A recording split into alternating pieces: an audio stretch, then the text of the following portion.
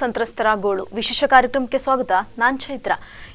ಇವತ್ತು ನಾವು ಸಾಕಷ್ಟು ಜನರನ್ನ ಕೂಡ ನೋಡ್ತೀವಿ. ಎಂಡೋಸಲ್ಫಾನ್ ಪೀಡಿತರಾದಂತಹ ಎಷ್ಟೋ ಜನ ಗಮನಿಸ್ತೀವಿ. ಆದರೆ ಇವರಿಗೆಲ್ಲರಿಗೂ ಕೂಡ ಸರ್ಕಾರದಿಂದ ಸರಿಯಾದ ರೀತಿಯಲ್ಲಿ ಸೌಲಭ್ಯಗಳು ಇವತ್ತು ಸಿಗ್ತಾ ಇದೆಯಾ ಅನ್ನುವಂತ ಪ್ರಶ್ನೆ ಮೂಡುತ್ತೆ. ಯಾಕಂದ್ರೆ ಎಷ್ಟೋ ಒಂದು ಸಮಯದಿಂದ ಮಾಸಾಶನದಲ್ಲಿಯೂ ಕೂಡ ಒಂದು ಗೊಂದಲಗಳಿತ್ತು, ಅದು ಕೂಡ ಸರಿಯಾಗಿ ಸಿಗ್ತಾ ಇಲ್ಲ ಅನ್ನುವಂಥದ್ದು ಸಾಕಷ್ಟು ಟೈಮಿಂದ ಕೂಡ ಚರ್ಚೆ ಆಗ್ತಾ ಇದೆ. ಅದಾದ ನಂತರ ಈಗಾಗಲೇ ಇನ್ನು ಬಸ್ ಪಾಸ್ ವ್ಯವಸ್ಥೆಗಳಾಗಿರ್ಬೋದು, ಇನ್ನು ಸಾಕಷ್ಟು ಸೌಲಭ್ಯಗಳು ಕೂಡ ಸರ್ಕಾರದಿಂದ ಸಿಗಬೇಕಾಗಿದೆ. ಬಟ್ ಯಾವುದೂ ಕೂಡ ಇವತ್ತು ಸಿಗ್ತಾ ಇಲ್ಲ. ಸರ್ಕಾರ ಇವತ್ತು ನಿರ್ಲಕ್ಷಿಸ್ತಾ ಇದೆ ಅನ್ನುವಂತಹ ಮಾತು ಕೇಳಿ ಬರ್ತಾ ಇರುವಂತದ್ದು.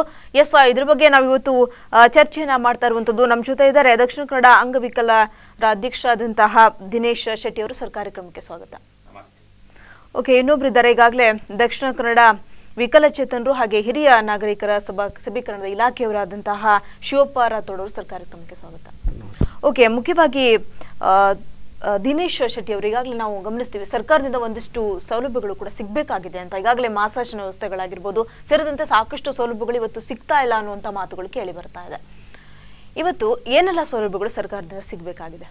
ನೋಡಿ, ಅಂಗವಿಕಲರು ಮತ್ತು ನೀವು ಎಂಡೋಸಲ್ಫಾನ್ ಆದವರಿಗೆ ಕೇರಳ ಸರ್ಕಾರವು ಈಗ ನಮ್ಮದೇ ಎಂಡೋಸಲ್ಫಾನ್ ತಗೊಳ್ಳು. ಮೊದಲು ಎಂಡೋಸಲ್ಫಾನ್ಗೆ ಒಂದು ಮನೆ ಮಾಡಿ ಕೊಡ್ತಾರೆ, ಒಂದನೇ ಪ್ರಶ್ನೆ. ಎರಡನೇದು, ಎಂಡೋಸಲ್ಫಾನ್ದವರಿಗೆ 5,000 ಪೆನ್ಷನ್ ಭತ್ಯೆ ಕೊಡ್ತಾರೆ. ನಮ್ಮ ಮೊನ್ನೆ ನಮ್ಮ ಬಜೆಟಲ್ಲಿ ಎಂಡೋಸಲ್ಫಾನ್ದವರ ವಿಷಯ ಮಾತಾಡಿಲ್ಲ ನಮ್ಮ ರಾಜ್ಯ ಸರ್ಕಾರ. ಅವರಿಗೆ ಅದು ಕೊಡ್ತೇನೆ ಇದು ಕೊಡ್ತೇನೆ, ನಾವು ಪ್ರತಿಭಟನೆಗೆ ಇರುವಾಗ ನಿಮಗೆ ಅವರು ಅದು ಕೊಡ್ತೇನೆ ಇದು ಕೊಡ್ತೇನೆ, ಕರೆಕ್ಟಾಗಿ ಪೆನ್ಷನೇ ಬರುವುದಿಲ್ಲ ಇದು ಎಂಡೋಸಲ್ಫಾನ್ದವರಿಗೆ. ಈಗ ದಕ್ಷಿಣ ಕನ್ನಡದಲ್ಲಿ ಬೆಳ್ತಂಗಡಿ ತಾಲೂಕು, ಧರ್ಮಸ್ಥಳ ಕೊಕ್ಕಾಡದಲ್ಲಿ ಒಂದು, ಮತ್ತು ಪುತ್ತೂರು ಅಲಂಕಾರ ಅದು ಸ್ವಲ್ಪ ಎಂಡೋಸಲ್ಫಾನ್ ಆದವರು, ಮತ್ತು ಇಲ್ಲಿ ಸುಳ್ಯದಲ್ಲಿದ್ದಾರೆ. ಮತ್ತು 3 ತಾಲೂಕಲ್ಲಿ ಈಗ 70% ಎಂಡೋಸಲ್ಫಾನ್ ಆದವರು ಇದ್ದಾರೆ. ಒಂದು ಉದಾಹರಣೆ. ಆ ಡಿಸ್ಟಿಕ್ ಆದವರಿಗೆ ನಮ್ಮ ಈಗ ನೋಡಿ, ಈಗ ಅಲ್ಲಿದು ಈ ಎಂಡೋಸಲ್ಫಾನ್ ಆದವರ ಮಕ್ಕಳನ್ನು ಕರೆಕ್ಟ್ ಇದ್ದವರನ್ನು ಯಾರು ಮದುವೆ ಆಗಲಿಕ್ಕೆ ಕೇಳುವುದಿಲ್ಲ. ಅದು ಆ ಮಕ್ಕಳು ಅದಕ್ಕೆ ಇನ್ನು ಅದನ್ನು ಯಾವ ಬೇರೆ ಇದರದ್ದು ನಮ್ಮ ತಾಲೂಕಿನವ್ರು ಮದುವೆ ಆಗಲಿಕ್ಕೆ ಕೇಳುವುದು. ಯಾಕೆಂದರೆ ಅಲ್ಲಿ ಎಂಡೋಸಲ್ಫಾನ್ ಅದರ ವಿಷಯದಲ್ಲಿ ಅವರಿಗೆ ಬರ್ತದೆ, ಅವರು ಇನ್ನು ಮಗುವಾಗ ಅವರಿಗೆ ಬರ್ತದೆ. ಈ ಕೇಂದ್ರ ಸರ್ಕಾರ, ನಮ್ಮ ಕೇಂದ್ರ ಸರ್ಕಾರ ಆಗಿ ರಾಜ್ಯ ಸರ್ಕಾರರಾಗಲಿ ಯಾವ ಕ್ರಮ ಅದರ ಮೇಲೆ ಕೈಗೊಳ್ಳುವುದಿಲ್ಲ. ಸರ್ಕಾರದಿಂದ ಎಷ್ಟು ಸೌಲಭ್ಯ ಉಂಟು ನೋಡಿ. ಈಗ ಬೇಡದಕ್ಕೆ ನಮ್ಮ ಕೇಂದ್ರ ಸರ್ಕಾರವು ರಾಜ್ಯ ಸರ್ಕಾರ ಖರ್ಚು ಮಾಡ್ತದೆ. ಕೇಂದ್ರ ಸರ್ಕಾರವು ಇಷ್ಟು ಸಮಯ ಏನಾದರೂ ಒಂದು ಅಂಗವಿಕಲರ ನಮ್ಮ ಮೋದಿಜಿಯವರಾಗಲಿ ಬೇರೆಯವರು ಏನಾದರೂ ಒಂದು ಇಲಾಖೆಯಲ್ಲಿ ನಮ್ಮ ಅಂಗವಿಕಲ ವಿಷಯನೂ ಮಾತಾಡಿಲ್ಲ. ಒಂದು 200 ರೂಪಾಯಿ ಜಾಸ್ತಿ ಮಾಡಿದ್ದಾರೆ. ಅದರ ಮೇದಲು ನಮ್ಮ ಅಂಗವಿಕಲರ ಭತ್ಯೆಯನ್ನು ಕೇಂದ್ರ ಸರ್ಕಾರ ಜಾಸ್ತಿ ಮಾಡಿಲ್ಲ. ನಮ್ಮ ಯಡಿಯೂರಪ್ಪ ಸರ್ಕಾರ ಇರುವಾಗ ಮತ್ತು ಕುಮಾರಣ್ಣನವರ ಸರ್ಕಾರ ಇರುವಾಗ ನಮಗೆ 1,000 ಭತ್ಯೆ ಜಾಸ್ತಿ ಮಾಡಿದ್ರು. 5 ವರ್ಷ ಆದ ಮೇಲೆ ನಾವು ಪ್ರತಿ ವರ್ಷ ಬಜೆಟಲ್ಲಿ ಹೋಗು ನಾವು ಮಾತಾಡ್ತೀವಿ, ಆಯಿತು ನಾವು ಮಾಡ್ತೀವಿ ಅಂತ ಎಲ್ಲರೂ ಅನೌನ್ಸ್ಮೆಂಟ್ ಮಾಡ್ತಾರೆ ರಾಜಕೀಯವರು. ಇಷ್ಟು ತನಕ ಮೊನ್ನೆ ಬಜೆಟಲ್ಲಿ 100 ರೂಪಾಯಿ ಜಾಸ್ತಿ ಮಾಡಿದ್ದಾರೆ 5 ವರ್ಷ ಆದ ಮೇಲೆ ಅಂಗವಿಕಲರಿಗೆ. ಅದು ಏನಾದರೂ ಪ್ರಯೋಜನ ಉಂಟಾ? ಓಕೆ, ಶಿವಪ್ಪ ರಾಥೋಡ್ ಅವರೇ, ನೀವೇನು ಹೇಳ್ತೀರಾ? ಯಾಕಂದ್ರೆ ಈಗಾಗಲೇ ಅವ್ರು ಹೇಳಿದ್ರು ಮಾಸಾಶನ ಆಗಿರ್ಬೋದು ಸಾಕಷ್ಟು ಸೌಲಭ್ಯಗಳು ಇವತ್ತು ನಮಗೆ ಸಿಗ್ತಾ ಇಲ್ಲ ಅಂತ. ಆ್ಯಕ್ಚುಲಿ ಮಾಸಾಶನ ಇದು ಏನಂತಂದರೆ ಆರೋಗ್ಯ ಮತ್ತು ಕುಟುಂಬ ಕಲ್ಯಾಣ ಇಲಾಖೆ ಮತ್ತು ಕಂದಾಯ ಇಲಾಖೆಯ ಉಪವಿಭಾಗಾಧಿಕಾರಿ ಮಂಜೂರಾತಿ ಪ್ರಾಧಿಕಾರ ಅವರಿಗಿರ್ತದೆ. ಸೊ ಇದು ಡಿಸ್ಟಿಕ್ ಟ್ರೆಜರಿಯಿಂದ ಸ್ಟೇಟ್ ಟ್ರೆಜರಿಗೆ ಹೋಗಿ ಮಂಜೂರಾತಿಯಾಗಿ ಬರಬೇಕು. ಸೊ ಈಗಾಗಲೇ ಎಷ್ಟೋ ಎಂಡೋಸಲ್ಫಾನ್ ಅವರು ನಾವು ಗ್ರಾಮ ಮಟ್ಟದಲ್ಲಿ ಅರಿವಿನ ಸಿಂಚನ ಅನ್ನೋ ಒಂದು ಕಾರ್ಯಕ್ರಮ, ಕರ್ನಾಟಕ ಸರ್ಕಾರದ ಮಹತ್ವದ ಒಂದು ಕಾರ್ಯಕ್ರಮ, ಇಲಾಖೆ ಮೂಲಕ ಸರ್ಕಾರ ಒಂದು ಕಾರ್ಯಕ್ರಮವನ್ನು ಏನು ಪೋಷಕರು ಇದ್ದಾರೆ, ವಿಕಲಚೇತನ ಪೋಷಕರು ಮತ್ತು ವಿಕಲಚೇತನರಿದ್ದಾರೆ, ಸೊ ಅವರಿಗೆಲ್ಲರಿಗೂ ಸರ್ಕಾರದ ಮಹತ್ವದ ಯೋಜನೆಯ ಬಗ್ಗೆ ಗೊತ್ತಾಗಬೇಕು, ಯೋಜನೆಗಳ ಬಗ್ಗೆ ಗೊತ್ತಾಗಬೇಕು. ಸೊ ಅವರಿಗೆ ಏನಂತಂದರೆ ಈ ಶೈಕ್ಷಣಿಕವಾಗಿ ಆರೋಗ್ಯದ ಹಿತದೃಷ್ಟಿ ಅಂದರೆ ಈ ಮಾಸಾಶನ ವ್ಯವಸ್ಥೆಗಳ ಬಗ್ಗೆನೂ ಕೂಡ ಅವ್ರಿಗೆ ಸರಿಯಾಗಿ ಗೊತ್ತಿಲ್ಲ ಅಂತ. ಅದರ ಬಗ್ಗೆನೇ ನಾವೇನಂತಂದರೆ ಈ ಅರಿವಿನ ಸಿಂಚನ ಅನ್ನುವ ಕಾರ್ಯಕ್ರಮದಲ್ಲಿ ನಾವು ಗ್ರಾಮ ಮಟ್ಟಕ್ಕೆ ಹೋಗಿ ಎಲ್ಲ ಪೋಷಕರು ಮತ್ತು ವಿಕಲಚೇತನರು ಸಾಮಾನ್ಯ ನಾಗರಿಕರನ್ನು ಕರೆದುಬಿಟ್ಟು ಮತ್ತು ಸಂಬಂಧಪಟ್ಟ ಡಿಪಾರ್ಟ್ಮೆಂಟಿನ ಅಧಿಕಾರಿಗಳನ್ನು ಕೂಡ ಕರೀತಾ ಇದ್ದೇವೆ. ಸೊ ಅದನ್ನು ಏನಂತಂದರೆ ನಾವು ಅಲ್ಲಿ ಕೂಡಲೇ ಅವರ ಸಮಸ್ಯೆಗಳನ್ನು ನಾವು ಏನಂತಂದರೆ ಸ್ಪಂದನೆ ಮಾಡ್ತಾ ಇದ್ದೀವಿ. ಸೊ ಕೆಲವು ಎಂಡೋಸಲ್ಫಾನ್ ಪೋಷಕರಿಗೆ ಏನಂತಂದರೆ ನಮಗೆ 3 ತಿಂಗಳ 4 ತಿಂಗಳಿಂದ ಪಿಂಚಣಿ ಬರ್ತಾ ಇಲ್ಲ. ಯಾವಾಗ ಈ ಒಂದು ಜಾಗೃತಿ ಕಾರ್ಯಕ್ರಮವನ್ನು ನೀವು ಆಯೋಜನೆ ಮಾಡಿರುವಂಥದ್ದು? ಮೇಡಮ್, ನಾವು ಕಳೆದ 2017 ಜನವರಿಯಿಂದ ಸೊ ಇದನ್ನು ಏನಂತಂದರೆ ಜಿಲ್ಲೆಯಲ್ಲಿ ಅತ್ಯಂತ ಪರಿಣಾಮಕಾರಿಯಾಗಿ ಕಾರ್ಯಕ್ರಮ ಮಾಡ್ತಾ ಇದ್ದೀವಿ. ಈಗಾಗಲೇ ನೀವು 2017 ವರ್ಷದಿಂದ ಈ ಕಾರ್ಯಕ್ರಮ ಆಯೋಜನೆ ಮಾಡ್ತಾ ಇದ್ದೇನೆ ಅಂತ ಹೇಳಿದ್ರೆ, ಅದಕ್ಕಿಂತ ಹಿಂದೆ ಕೂಡ ಎಂಡೋಸಲ್ಫಾನ್ ಪೀಡಿತರಿದ್ರು. ಆ ಹಿಂದೆ ಯಾಕೆ ಕಾರ್ಯಕ್ರಮ ಮಾಡಲಿಲ್ಲ? ಅಂದ್ರೆ ಮೇಡಮ್, ಇದು ಕರ್ನಾಟಕ ಸರ್ಕಾರ ಇವಾಗ ಏನಂತಂದ್ರೆ ಇಲಾಖೆಯಿಂದ ಹೊಸ ಕಾರ್ಯಕ್ರಮ ಇದು ಏನಂತಂದ್ರೆ ಆಯೋಜನೆ ಮಾಡಿರೋದು. ಸಾಕಷ್ಟು ಮಹತ್ವದ ಯೋಜನೆಗಳು ಕಾರ್ಯಕ್ರಮ ಬರ್ತದೆ, ಬಟ್ ಗ್ರಾಮೀಣ ಮಟ್ಟದಲ್ಲಿ ಇರ್ತಕ್ಕಂಥ ಪೋಷಕರಿಗೆ ತಲುಪ್ತಾ ಇಲ್ಲ ಅನ್ನೋ ಒಂದು ಕೂಗು ಸರ್ಕಾರಕ್ಕೆ ಕೇಳಿದಾಗ ಸರ್ಕಾರ ಈ ರೀತಿ ಅರಿವಿನ ಸಿಂಚನ ಅನ್ನೋ ಕಾರ್ಯಕ್ರಮ ಜಾರಿ ಮಾಡಿದ್ದಾರೆ. ಸೊ ಇದರಲ್ಲಿ ನಾವು ಏನಂತಂದ್ರೆ ಪ್ರತಿಯೊಂದು ವಿಕಲಚೇತನರು, ಎಂಡೋಸಲ್ಫಾನ್ ವಿಕಲಚೇತನರಾಗಿರ್ಬೋದು, ಮತ್ತು ಇತರೆ ವಿಕಲಚೇತನರಾಗಿರ್ಬೋದು, ಎಂಡೋಸಲ್ಫಾನ್ ಅಲ್ಲದ ವಿಕಲಚೇತನರಾಗಿರ್ಬೋದು. ಸೊ ಅವರಿಗೆಲ್ಲರಿಗೂ ಏನಂತಂದರೆ ನಾವು ಶೈಕ್ಷಣಿಕವಾಗಿ, ಆರೋಗ್ಯದ ಹಿತದೃಷ್ಟಿ, ಸಾಮಾಜಿಕ ಭದ್ರತೆ, ಆರ್ಥಿಕವಾಗಿ ಅಂದರೆ ಪಿಂಚಣಿನೂ ಬಂತು ಅದರಲ್ಲಿ, ಮತ್ತೆ ಬೇರೆ ಬೇರೆ ರೀತಿಯಲ್ಲಿ ಬಂತು. ಈಗಾಗಲೇ ಅವರು ನಮ್ಮ ಜೊತೆ ಮಾತಾಡ್ತಾ ಹೇಳಿದ್ರು, ಪೆನ್ಷನ್ ಸೌಲಭ್ಯ ಕೂಡ ಸರಿಯಾದ ರೀತಿಯಲ್ಲಿ ಸಿಗ್ತಾ ಇಲ್ಲ, ಕೆಲವರಿಗೆ ಮಾತ್ರ ಸಿಗ್ತಾ ಇದೆ, ಇನ್ನು ಕೆಲವರಿಗೆ ಪೆನ್ಷನ್ ಸಿಗ್ತಾ ಇಲ್ಲ ಅಂತ. ಹೌದು ಮೇಡಮ್, ಅದು ಏನಂತಂದ್ರೆ ಪಿಂಚಣಿದು ಮೊದಲು ಖಜಾನೆ 1 ಅಂತಿತ್ತು. ಸೊ ಇವಾಗ ಸರ್ಕಾರ ಏನಂತಂದ್ರೆ ನೇರವಾಗಿ ಸರಾಗವಾಗಿ ಯಾವುದೇ ಅಡೆತಡೆ ರಹಿತವಾದ ವಾತಾವರಣವನ್ನು ಕಲಿಸ್ಕೊಡ್ಬೇಕಂತೇಳಿ ವಿಕಲಚೇತನರ ಅಧಿನಿಯಮ ಹೇಳ್ತದೆ. 1995 ಅಧಿನಿಯಮನ ಹೇಳ್ತದೆ. ಸೊ ಅಧಿನಿಯಮದ ಪ್ರಕಾರ ಇವತ್ತು ಏನಂತಂದ್ರೆ ವಿಕಲಚೇತನರಿಗೆ ಯಾವುದೇ ತೊಂದರೆ ಆಗಬಾರ್ದು. ಸೊ ಅದು ಖಜಾನೆ 1ರಿಂದ 2ಕ್ಕೆ ಮಾಡಿಫೈ ಮಾಡ್ತಾ ಇದ್ದಾರೆ. ಸೊ ಆ ಮಾಡಿಫೈ ಮಾಡೋವರೆಗೂ ಸ್ವಲ್ಪ ಏನೋ ತಾಂತ್ರಿಕ ದೋಷ ಆಗಿದೆ ಅಂತೇಳಿ ಏನಂತಂದ್ರೆ ಖಜಾನೆ ಇಲಾಖೆಯವರು ಮತ್ತು ರೆವಿನ್ಯೂ ಡಿಪಾರ್ಟ್ಮೆಂಟ್ನವರು ಹೇಳ್ತಾ ಇದ್ದಾರೆ.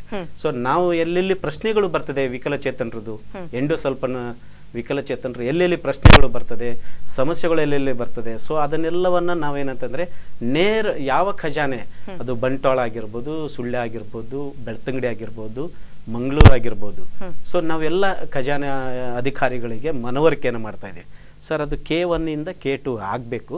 ಸೊ ಆಗುವವರೆಗೂ ಸ್ವಲ್ಪ ತೊಂದರೆ ಇದೆ. ಸೊ ಅದು ಎಲ್ಲಿವರೆಗೂ ನಿಂತಿದೆ, ಸೊ ಅದನ್ನೆಲ್ಲವನ್ನು ನಾವು ಏನಂತಂದರೆ ಅರೇಸನ ಹಿಂಬಾಕಿಯನ್ನು ಕೂಡ ನಾವು ಅವರಿಗೆ ಹಾಕ್ಕೊಡ್ತೇವೆ ಅಂತೇಳಿ ಈಗಾಗಲೇ ಅಧಿಕಾರಿಗಳು ಹೇಳಿದ್ದಾರೆ. ನೀವೇನ್ ಹೇಳ್ತೀರಾ ಇದ್ರ ಬಗ್ಗೆ? ಯಾಕಂದ್ರೆ ಈಗಾಗಲೇ ತಾಂತ್ರಿಕ ದೋಷ ಇದೆ, ಹಾಗಾಗಿ ಸ್ವಲ್ಪ ಹಿನ್ನಡೆ ಆಗ್ತಿದೆ. ಇವರು ತಾಂತ್ರಿಕ ದೋಷ ನಮ್ಮ ಸರ್ಕಾರದವರು 1-2 ವರ್ಷ ಆಯ್ತು ಇದೇ ಹೇಳೋದು. ಮೊದಲು ನಾವು ಇವರು ನಮ್ಮ ಖಾದರ್ ಸಾಹೇಬರನ್ನು ಭೇಟಿ ಆಗುವಾಗ ಅವರು ಆರೋಗ್ಯದಲ್ಲಿದ್ದರು, ತಾಂತ್ರಿಕ ದೋಷ ಆಗಿ ಹೇಳಿದರು. ಅದು ಸರಿಯಾಗಿ ಆಗಿಲ್ಲ. ಅದೇ ಮೇಲೆ ನಾವು DC ಆಫೀಸ್ ದೊಡ್ಡ ಪ್ರತಿಭಟನೆ ಮಾಡಿದ್ದೀವಿ. ಕೊಕ್ಕಡದಲ್ಲಿ ನಾವು ಒಂದು ದೊಡ್ಡ ಪ್ರತಿಭಟನೆ ಮಾಡಿದ್ದೇವೆ. ಅದು ಎಂಡೋಸಲ್ಫಾನ್ ವಿಷಯದಲ್ಲಿ. ಎಂಡೋಸಲ್ಫಾನ್ ಮಾಡುವಾಗ ಅಲ್ಲಿ ರಾಜಕೀಯ ಹತ್ತಿಗಳು ಬಂದರು ಕೆಲವು. ನಾವು ಸತ್ಯಾಗ್ರಹ ಉಪವಾಸ ಮಾಡೋ ರಾಜಕೀಯ ಹತ್ತುಕೊಂಡು ನಾವು ಸರಿ ಮಾಡ್ತೇವೆ. ನಮ್ಮ ಬೆಳ್ತಂಗಡಿ ಶಾಸಕರು ಬಂದರು, ಮತ್ತು ಇನ್ನೊಬ್ಬರು ಬಂದರು, ಎಲ್ಲ ಹೇಳಿದೆವು ಎಂಡೋಸಲ್ಫಾನ್ ಮಕ್ಕಳನ್ನೆಲ್ಲ ಮಲಗಿಸಿ, ನಿಮಗೆ ಗೊತ್ತಿರ್ಬೋದು. ನಾವು ದೊಡ್ಡ ಪ್ರತಿಭಟನೆ ಮಾಡಿದೆ, ಸರಿ ಮಾಡ್ತೇವೆ ಅಂತ. ಇಷ್ಟು ತನಕ ಸರಿಯಾಗಿದೆ ನಮಗೆ ಗೊತ್ತಾಗಿಲ್ಲ. ಸರ್ಕಾರ ಇದರ ಮೇಲೆ ಗಮನವೇ ತೆಗೆಯೋದಿಲ್ಲ. ನಿಜವಾಗಿ ಇವರು ಗಮನ ತೆಗಬೇಕಂದ್ರೆ ಮೊನ್ನೆ ಬಜೆಟಲ್ಲ ಎಂಡೋಸಲ್ಫಾನ್ ಅವರಿಗೆ ಏನಾದರೂ ಒಂದು ಕೊಡುಗೆ ಕೊಡಬೇಕಿತ್ತು. ಇವರು ಏನು ಕೊಡುಗೆ ಹೇಳ್ಬಿಟ್ಟು ಈಗಾಗಲೇ 2 ವರ್ಷ ಆಯ್ತು ಇದೇ ರೀತಿ ತಾಂತ್ರಿಕ ಸಮಸ್ಯೆ ಹೇಳ್ತಿದ್ದಾರೆ. ಮೇಡಮ್ ನಾವು ಮಾರ್ಚ್ 31ರವರೆಗೂ ಖಜಾನೆ ಇಲಾಖೆಯವರು ಹೇಳಿದ್ದಾರೆ ಮೇಡಮ್. ಸೊ ಮಾರ್ಚ್ 31ರವರೆಗೂ ನಾವು ನೋಡಿಬಿಟ್ಟು ಡಿಪಾರ್ಟ್ಮೆಂಟಿಂದ, ವಿಕಲಚೇತನರ ಡಿಪಾರ್ಟ್ಮೆಂಟಿಂದ ಸೊ ನಾವು ನೋಡಿಬಿಟ್ಟು ಸಂಬಂಧಪಟ್ಟ ಅಧಿಕಾರಿಗಳ ಜೊತೆ ಸೊ ಅದನ್ನು ನಾವು ಏನಂತಂದರೆ ಅವರು ವಿಕಲಚೇತನರು ಎಂಡೋಸಲ್ಫಾನ್ ಅಂತಲ್ಲ, ಅವರು ನೈಜ ಈ ಸಮಾಜದ ನಡೆದಾಡುವ ದೇವರು. ಸೊ ಆ ದೇವರ ಸೇವೆಯನ್ನು ನಾವು ಮಾಡಲಿಕ್ಕೆ ಸರ್ಕಾರ ನಮಗೆ ನೇಮಕ ಮಾಡಿದೆ ಮೇಡಮ್. ಸೊ ಮಾರ್ಚ್ 31ರ ನಂತರ ಸೊ ಅದು ಏನು ಪಿಂಚಣಿಗಳು ಎಲ್ಲಿ ತೊಂದರೆ ಬರ್ತದೆ, ಸೊ ಖಂಡಿತವಾಗಿ ಪರಿಣಾಮಕಾರಿಯಾಗಿ ಸೊ ಇಲಾಖೆ ವತಿಯಿಂದ ನಾವು ಖಂಡಿತವಾಗಿ ಕೆಲಸ ಮಾಡ್ತೀವಿ ಮೇಡಮ್. 2 ವರ್ಷದಿಂದ ತಾಂತ್ರಿಕ ದೋಷನ ಸರಿಪಡಿಸಲಿಕ್ಕೆ ಸಾಧ್ಯ ಆಗಲಿಲ್ಲ ಅಂತ? ಇಲ್ಲ ಮೇಡಮ್, K1 ಇತ್ತು, ಇವಾಗ K2 ಬಂದಿದೆ ಇತ್ತೀಚೆಗೆ. ಸೊ ಆ 2 ಅಲ್ಲೇ ನಾವೇನಂತಂದರೆ ಅವರು ಖಜಾನೆ 2 ಅವರು ಖಜಾನೆ ಇಲಾಖೆಯವರು ಮಾಡ್ತೀನಿ ಅಂತ ಹೇಳಿದ್ದಾರೆ ಮೇಡಮ್. ಸೊ ಅದು ಮಾರ್ಚ್ ಎಂಡವರೆಗೆ ಅದನ್ನು ಮಾಡ್ತೀನಂತ ಕೆಲವು ಖಜಾನೆ ಇಲಾಖೆ ಅಧಿಕಾರಿಗಳು ಹೇಳಿದ್ದಾರೆ, ಕೆಲವು ತಾಲೂಕಿನವರು. ಸೊ ನಾವು ಮಾರ್ಚ್ 31ರವರೆಗೂ ನೋಡ್ತಾ ಇದ್ದೇವೆ. ಸೊ ನೋಡಿಕೊಂಡು ನಂತರ ನಾವೇನಂತಂದರೆ ಪರಿಣಾಮಕಾರಿಯಾಗಿ ದಕ್ಷಿಣ ಕನ್ನಡದಲ್ಲಿ ಸೊ ನಾ ಹೇಳಿದ್ನಲ್ಲ ಮೇಡಮ್, ಸಮಾಜದ ನಡೆದಾಡುವ ದೇವರು, ಆ ದೇವರ ಸೇವೆ ಮತ್ತು ಎಲ್ಲಿ ತೊಂದರೆ ಆಗದಾಗೆ ಸೊ ಅದನ್ನು ನೋಡ್ಕೊಳ್ತೇವೆ ಮೇಡಮ್. ಅದು ಇಲಾಖೆ ಆದ್ಯ ಕರ್ತವ್ಯ.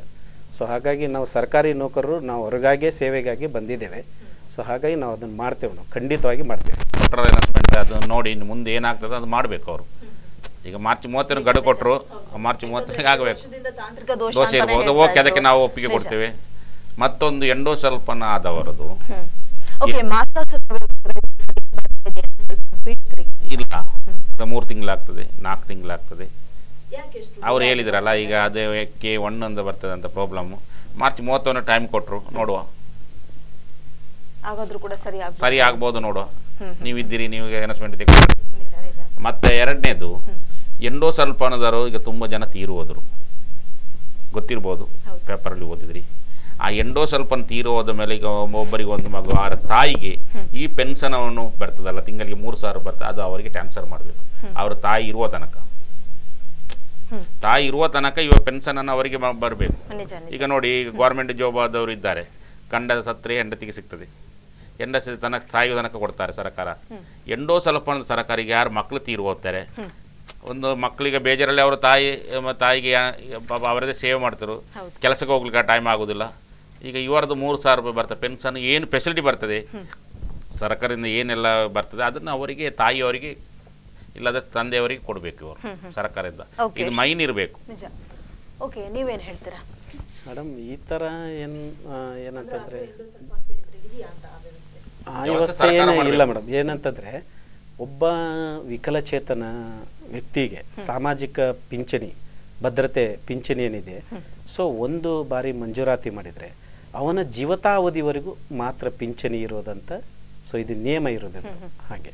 ಗವರ್ಮೆಂಟ್ ಇಂದ ರೂಲ್ಸ್ ಆ ಥರ ರೂಲ್ಸ್ ಇದೆ. ಅದನ್ನು ಚೇಂಜ್ ಮಾಡಿ ಮುಂದಿನ ಸರ್ಕಾರ ಯಾರಿಗೆ ಎಂಡೋಸಲ್ಫನ್ ಆದವರು ಅಂಗವಿಕಲರಿದ್ದಾರೆ ಅವರ ತಾಯಿಯವರಿಗೆ ಪೆನ್ಷನ್ ಸಿಗಬೇಕು ಸಾಯುವ ತನಕ. ತಾಯಿಯವರು ಬೇರೆ ಯಾರು ಕೊಡಬೇಡಿ.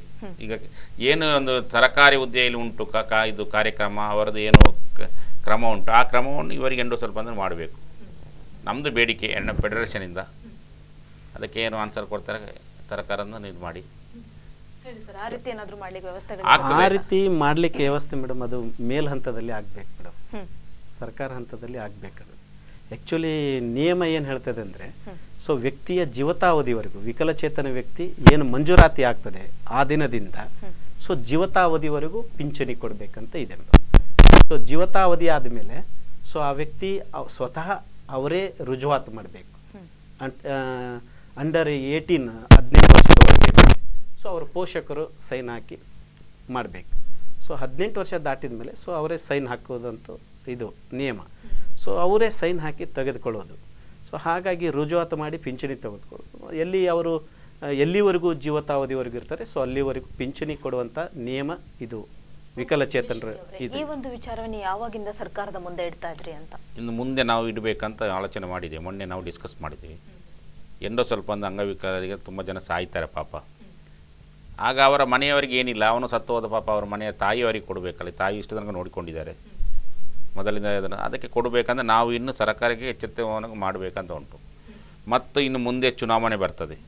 ಚುನಾವಣೆ ಬರುವ ಸಮಯದಲ್ಲಿ ಪ್ರತಿಯವರಿಗೆ ಈಗ ಎಂಡೋಸಲ್ಫನ್ನವರಿಗೆ ಮತ ಹಾಕಲಿಕ್ಕೆ ಆಸೆ ಇದೆ ಸರ್ಕಾರಕ್ಕೆ, ನಮಗಾಗಲಿ ಯಾರಿಗೇ ಆಗಲಿ. ಅದಕ್ಕೆ ಮೊನ್ನೆ ಅವರು ನಮ್ಮ ಸಿ ಒ ಅವರು, ಜಿಲ್ಲಾ ಪಂಚಾಯತ್ ಸಿ ಒ ಅವರು ನಮ್ಮನ್ನು ಸಭೆ ಕರೆದರು. ಸಭೆಯಲ್ಲಿಗೆಲ್ಲ ಅನುಕೂಲ ಮಾಡಿ ಕೊಡ್ತೇನಂತ ಹೇಳಿದರು.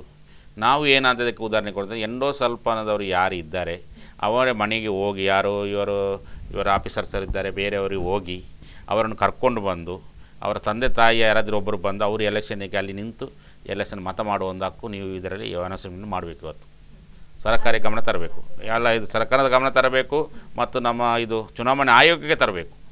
ಈಗ ಚುನಾವಣೆ ಆಯೋಗ ಒಳ್ಳೆ ನಮಗೆ ಈಗ ನಾವೊಂದು ಲೆಟರ್ ಹಾಕಿದ್ದೀವಿ ಮೊದಲು, ಅದಕ್ಕೆ ಒಳ್ಳೆ ಸಂದೇಶ ಮಾಡಿದ್ದಾರೆ. ಎಲ್ಲ ವೀಲ್ ಚೇರ್ ಕೊಡ್ತಾರಂತೆ ಅಂಗವಿಕಲರಿಗೆ ಹೋಗಲಿಕ್ಕೆ ಚುನಾವಣೆಗೆ. ಮತ್ತೊಂದು ಇದು ಟ್ರಕ್ಸ್ ಈಗ ಅದೊಂದು ವ್ಯವಸ್ಥೆ ಮಾಡಿದ್ದಾರಂತೆ ಹೇಳಿದರು ಮೊನ್ನೆ ಕರೆದು. ಮತ್ತು ವೆಹಿಕಲ್ ಕೊಡ್ತಾರೆ, ರ್ಯಾಂಪ್ ಮಾಡ್ತಾರೆ, ಎಲ್ಲ ವ್ಯವಸ್ಥೆ ಮಾಡ್ತಾರೆ ಅಂತ ಹೇಳಿದ್ದಾರೆ. ಚುನಾವಣೆ ಅಂಗವಿಕಲರಿಗೆ ಆಸೆ ಉಂಟು. ಈಗ 11,000 ಜನ ನಮ್ಮ ದಕ್ಷಿಣ ಕನ್ನಡದಲ್ಲಿ ಎಲೆಕ್ಷನ್ ಮಾಡೋರು ಇದ್ದಾರೆ.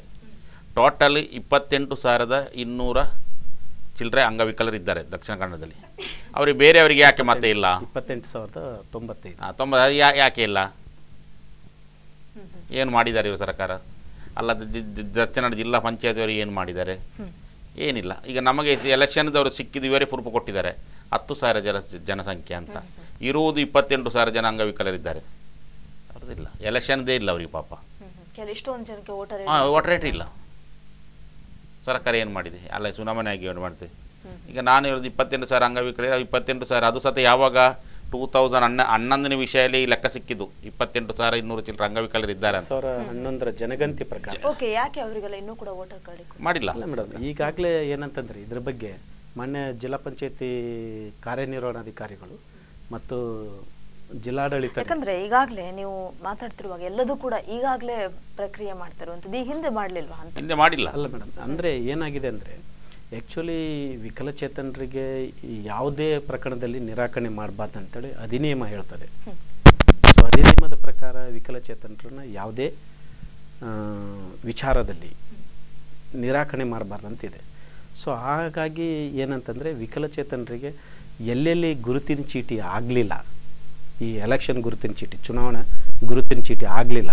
ಸೊ ಈಗಾಗಲೇ ನಾವು ಎಲ್ಲ MRW ಮತ್ತು VRWಗಳಿಗೆ ಸಭೆಗಳನ್ನು ಮಾಡಿ ಅವರಿಗೆ ಏನಂತಂದರೆ ನಿಮ್ಮ ಗ್ರಾಮದಲ್ಲಿ ಇಂಥ ವಿಕಲಚೇತನರಿಗೆ 1, 2 ಎಲ್ಲೆಲ್ಲಿ ಬಿಟ್ಟೋಗಿದೆ. ಸೊ ಅಂಥ ವಿಕಲಚೇತನರನ್ನ ಏನಂತಂದರೆ ನಾವೇ ಏನಂತಂದರೆ ಜಿಲ್ಲಾಡಳಿತ ಮತ್ತು ಜಿಲ್ಲಾ ಪಂಚಾಯತ್ತು ಮತ್ತು ಎಲ್ಲರೂ ಸೇರಿಕೊಂಡು ಏನಂತಂದರೆ ಎಲ್ಲ MRW VRWಗಳಿಗೆ ಸೊ ಈಗಾಗಲೇ ನಾವೆಲ್ಲ ಅವರಿಗೆ ಮನವರಿಕೆ ಮಾಡಿದ್ದೇವೆ, ಪಟ್ಟಿ ಸಮೇತ ಕೊಟ್ಟಿದ್ದೇವೆ. ಸೊ ಈಗ ಅವರು ಏನಂತಂದರೆ ಗುರುತಿನ ಚೀಟಿ ಇಮಿಡಿಯೇಟ್ ಮಾಡ್ಕೊಳ್ತಾ ಇದ್ದಾರೆ. ಚುನಾವಣಾ ವ್ಯವಸ್ಥೆಯಲ್ಲಿ ಮೇಡಮ್, ಸೊ ಎಲ್ಲ ವಿಕಲಚೇತನರಿಗೆ ಅಗತ್ಯವಾದ ಏನು ಅವರಿಗೆ ರ್ಯಾಂಪ್ ಬೇಕು, ಇಳಿಜಾರು ಮಾರ್ಗ ಸೂಟೇಬಲ್ ಅದು, ಮತ್ತು ವೀಲ್ ಚೇರು, ಸೊ ಮತ್ತು ಅವರಿಗೆ ಸ್ವಯಂ ಪ್ರೇರಿತವಾಗಿ ಸ್ವಯಂ ಸೇವಕರನ್ನು ಕೂಡ ವ್ಯಾಲಂಟಿಯರ್ಸ್ ಅಂಥೇಳಿ ನಾವು ಏನಂತಂದರೆ ಈಗಾಗಲೇ ಸ್ವೀಪ್ ಅನ್ನುವ ಒಂದು ಸಂಸ್ಥೆ, ಎಲೆಕ್ಷನ್ ಸಂಸ್ಥೆ, ಅದಕ್ಕೆ ಮಾನ್ಯ ಜಿಲ್ಲಾ ಪಂಚಾಯತ್ ಕಾರ್ಯನಿರ್ವಹಣಾಧಿಕಾರಿ ಅಧ್ಯಕ್ಷರಾಗಿರ್ತಾರೆ. ಸೊ ಅವರು ಈಗಾಗಲೇ ಎಲ್ಲ ವ್ಯವಸ್ಥೆಯನ್ನು ಮಾಡಿದ್ದಾರೆ ಮೇಡಮ್.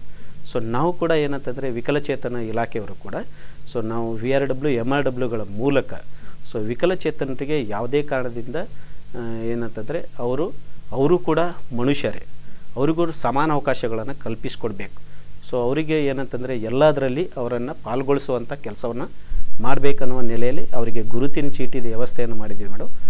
ಮತ್ತು ಈಗಾಗಲೇ ಅವರಿಗೆ ಏನು ಚುನಾವಣೆಯಲ್ಲಿ ಏನೇನು ಆಗಬೇಕು ಬೂತ್ ಮಟ್ಟಗಳಲ್ಲಿ, ಅಂದರೆ ಗ್ರಾಮೀಣ ಮಟ್ಟದಲ್ಲಿ ಎಲೆಕ್ಷನ್ ಬೂತ್ ಮಟ್ಟದಲ್ಲಿ ಏನೇನು ಆಗಬೇಕು ವ್ಯವಸ್ಥೆಗಳು, ಸೊ ಅದರ ಬಗ್ಗೆ ಈಗ ನೀವು ಎಂಡೋಸಲ್ಫನ್ ಆದವರನ್ನು ನಾಳೆ ಎಲೆಕ್ಷನ್ಗೆ ಹೇಗೆ ಕರ್ಕೊಂಡು ಬರ್ತೀರಿ ಸರ್? ವ್ಯಾಲಂಟಿಯರ್ ಸ್ವಯಂ ಸೇವಕರನ್ನು ನೇಮಕ ಮಾಡ್ತಾ ಇದ್ದೇವೆ. ಅವ್ರು ಮನೆಗೆ ಹೋಗಿ ಕರ್ಕೊಂಡು ಬರಬೇಕು, ಮನೆಗೆ ಹೋಗಿ ಸರ್ ಕರ್ಕೊಂಡು ಬರ್ಲಿಕ್ಕೆ ಆಗುದಿಲ್ಲ. ಇಲ್ಲ, ಯಾಕಂದರೆ ನನ್ನ ನೈಜವಾಗಿ ನಾನು ದಕ್ಷಿಣ ಕನ್ನಡದಲ್ಲಿ ಪ್ರತಿಯೊಂದು ಗ್ರಾಮ ಮಟ್ಟಕ್ಕೆ ಹೋದವ ನಾನು. ಸೊ ಗ್ರಾಮ ಮಟ್ಟಕ್ಕೆ ಇಳಿದು ಕೆಲಸ ಮಾಡಿದವ ನಾನು.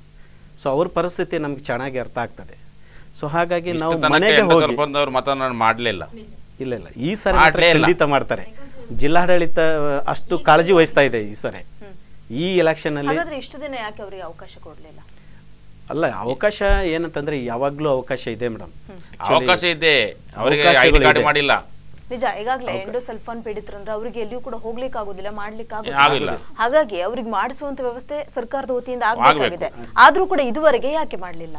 ಅಲ್ಲ ಮೇಡಮ್, ಈಗ ಏನಂತಂದ್ರೆ ಕೆಲವೊಂದು ಬೆರಳಿಕೆ ಮಾತ್ರ ಏನೋ ಅಲ್ಲಿ ಇದಾಗಿದೆ. ಸೊ ಇವಾಗ ಏನಂತಂದ್ರೆ ಇಲಾಖೆಯಿಂದ ಮಾಹಿತಿ ಕಾರ್ಯಕ್ರಮಗಳು ನಡೀತಾ ಇದೆ. ಸೊ ಮತ್ತು ಎಲ್ಲ ಚುನಾವಣಾ ಆಯೋಗ ಕೂಡ ಚೆನ್ನಾಗಿ ಈ ಸರಿ ಕಾಳಜಿ ತಗೊಂಡಿದೆ. ಸೊ ಹಾಗಾಗಿ ಜಿಲ್ಲಾಡಳಿತ ಕೂಡ ಅಷ್ಟೇ ಕಾಳಜಿಯನ್ನು ತಗೊಳ್ತಾ ಇದೆ. ಸೊ ಹಾಗಾಗಿ ಈ ಸರಿ ಮಾತ್ರ ಈ ವಿಕಲಚೇತನರ ವಿಭಾಗದಲ್ಲಿ ಚೆನ್ನಾಗಿ ದಿನೇಶ್ ಶೆಟ್ಟಿ ಅವರು ಹೇಳಿದ್ರು, ಸಾಕಷ್ಟು ವಿಚಾರಗಳು ನಮ್ಗೆ ಗೊತ್ತಿದೆ, ಆದ್ರೂ ಕೂಡ ಮಾಡ್ಲಿಕ್ಕೆ ಆಗ್ತಾ ಇಲ್ಲ, ಸರ್ಕಾರದ ವತಿಯಿಂದ ಆಗ್ತಿಲ್ಲ ಅಂತ. ಈಗಾಗಲೇ ಗುರುತಿನ ಚೀಟಿ ಬಗ್ಗೆ ಕೂಡ ಅವ್ರು ಮಾತಾಡಿದ್ರು. ನೀವ್ ಹೇಳಿದ್ರಿ ಅವರಿಗೆ ಅದರ ಬಗ್ಗೆ ಅರಿವಿಲ್ಲ ಅಷ್ಟೊಂದು ಜನರಿಗೆ ಅನ್ನುವಂತ ಮಾತು. ಅರಿವಿಲ್ಲ ಅಲ್ಲ ಮೇಡಮ್, ಕೆಲವೊಂದು ಗ್ರಾಮೀಣ ಮಟ್ಟದಲ್ಲಿ ಏನಾಗಿದೆ ಅಂತಂದ್ರೆ ಬಹುಶಃ ಕೆಲವೊಂದು ಬೆರಳೆಣಿಕೆ ಜನ, ಸೊ ಅವರಿಗೆ ಏನಂತಂದ್ರೆ ಈ ರೀತಿ ಗುರುತಿನ ಚೀಟಿ ಮಾಡ್ಕೋಬೇಕು, ಈ ರೀತಿ ನಾವು ವೋಟ್ ಹಾಕಬೇಕು, ಮತವನ್ನು ಚಲಾವಣೆ ಮಾಡಬೇಕು, ಅದು ನಮ್ಮ ಹಕ್ಕು ಅನ್ನೋದ್ರ ಬಗ್ಗೆ ಏನಂತಂದರೆ ಕೆಲವೊಬ್ಬರಿಗೆ ಮಾತ್ರ ಅದರ ಬಗ್ಗೆ ಇದಿರಲ್ಲ. ಸೊ ಅದನ್ನೆಲ್ಲ ನಾವು ಏನಂತಂದರೆ ರೈಟ್ಸು, ಹಕ್ಕುಗಳನ್ನು ಹೇಗೆ ಬಳಕೆ ಮಾಡ್ಕೊಳ್ಬೇಕು, ಈ ರೀತಿ ಕಾಯ್ದೆಗಳು ಇರ್ತದೆ, ಈ ರೀತಿ ಫೆಸಿಲಿಟಿ ಸೌಲಭ್ಯಗಳು ಇರ್ತದೆ. ಸೊ ಅದನ್ನೆಲ್ಲವನ್ನ ಏನಂತಂದರೆ ನಿಮ್ಮ ಆದ್ಯ ಕರ್ತವ್ಯ. 10,000 ಜನ ಎಲೆಕ್ಷನ್ಗೆ ಆಯ್ಕೆ ಆಗಿದ್ದಾರೆ. ಈಗ 18,000 ಜನ ಅಂಗವಿಕಲರು ಮತ್ತು ಎಂಡೋಸಲ್ಫನ್ ಆಯ್ಕೆ ಆಗಿಲ್ಲ. ಇನ್ನು ಯಾವಾಗ ಮಾಡ್ತಾರೆ? ಇನ್ನು ಎಲೆಕ್ಷನ್ ಡಿಕ್ಲೇರ್ ಆದ್ಮೇಲೆ ಆಗಲ್ಲ. ಇಲ್ಲ, ಈ ಎಲೆಕ್ಷನ್ ಅನ್ನತ್ಲೇ ಎಲ್ಲ ವ್ಯವಸ್ಥೆ ಸರಿ ಆಗ್ತದೆ ಮೇಡಮ್, ಅದು 100% ಎಲ್ಲ ಆಗ್ತದೆ. ಯಾಕಂದರೆ ಯಾವುದೇ ಕಾರಣದಿಂದ 2016 ಕಾಯ್ದೆ ಬಂತು. ಸೊ 2016 ಕಾಯ್ದೆ ಏನು ಹೇಳ್ತದೆ ಅಂದರೆ ಪ್ರತಿ ಒಬ್ಬ ವಿಕಲಚೇತನರು ಇನ್ನು ಮುಂದೆ ಕೂಡ ಸರ್ಕಾರದಿಂದ ಗುರುತಿನ ಚೀಟಿಯನ್ನು ಅವ್ರಿಗೆ ಕಲ್ಪಿಸಿಕೊಡ್ತೇವೆ. ಈ ಬಾರಿ ಎಲೆಕ್ಷನ್ ಅಲ್ಲಿ ಅವ್ರಿಗೆ ಮತ ಹಾಕಬಹುದು ಅಂತ. ಹಾಗಾದ್ರೆ ಈ ಬಾರಿ ಹಾಕ್ತಾರೆ ಮೇಡಮ್, ಈ ಬಾರಿ ಹಾಕ್ತಾರೆ. ಇನ್ನು 18,000 ಇದ್ದಾರೆ ಜನ, ಹಂಗ ಇನ್ನು ಡಿಕ್ಲೇರ್ ಆಗ್ತದೆ, ಒಂದು ವಾರದಲ್ಲಿ ಆಗ್ತದೆ ಎಲೆಕ್ಷನ್. ಅದು ಅವಾಗ ಪಾಪ ಅವರಿಗೆ ಎಲ್ಲಿ ಉಂಟು ಹಾಕ. ಇಲ್ಲ. ಓಕೆ, ಇದ್ರ ಬಗ್ಗೆ ಇಷ್ಟು ವಿಚಾರಗಳನ್ನ ಮಾತಾಡೋಣ, ಒಂದು ಸಣ್ಣ ಬ್ರೇಕ್ ಅನ್ನು ತಗೊಳ್ಳೋಣ. ಎಸ್ ವೀಕ್ಷಕರಿಗಾಗಲೇ ಎಂಡೋ ಸಂತ್ರಸ್ತರಿಗೆ ಸರಿಯಾದ ರೀತಿಯಲ್ಲಿ ಸರ್ಕಾರದ ಸೌಲಭ್ಯಗಳು ಸಿಗ್ತಾ ಇದೆಯಾ ಅನ್ನುವಂಥ ವಿಚಾರ ಈಗಾಗಲೇ ನಾವು ಮಾತಾಡಿದ್ವಿ. ಒಂದು ಕಡೆ ಅವರಿಗೆ ಚುನಾವಣೆಯಲ್ಲಿ ಮತ ಹಾಕಲಿಕ್ಕೆ ಸಾಧ್ಯ ಆಗ್ತಿಲ್ಲ, ಎಷ್ಟೋ ಜನರಿಗೆ ಇವತ್ತು ಗುರುತಿನ ಚೀಟಿನೇ ಇಲ್ಲದಂತಾಗಿದೆ ಅಂತ. ಹಾಗಾದ್ರೆ ಈ ಬಾರಿ ಚುನಾವಣೆಯಲ್ಲಿ ಎಲ್ಲರಿಗೂ ಕೂಡ ಗುರುತಿನ ಚೀಟಿ ಸಿಗುತ್ತಾ ಅನ್ನುವಂಥ ವಿಚಾರವನ್ನ ಮಾತಾಡಿದ್ರು. ಇನ್ನಷ್ಟು ವಿಚಾರಗಳನ್ನ ಚರ್ಚೆ ಮಾಡ್ತೀವಿ. ಅದಕ್ಕಿಂತ ಮುಂಚೆ ಒಂದು ಪುಟ್ಟ ಬ್ರೇಕ್.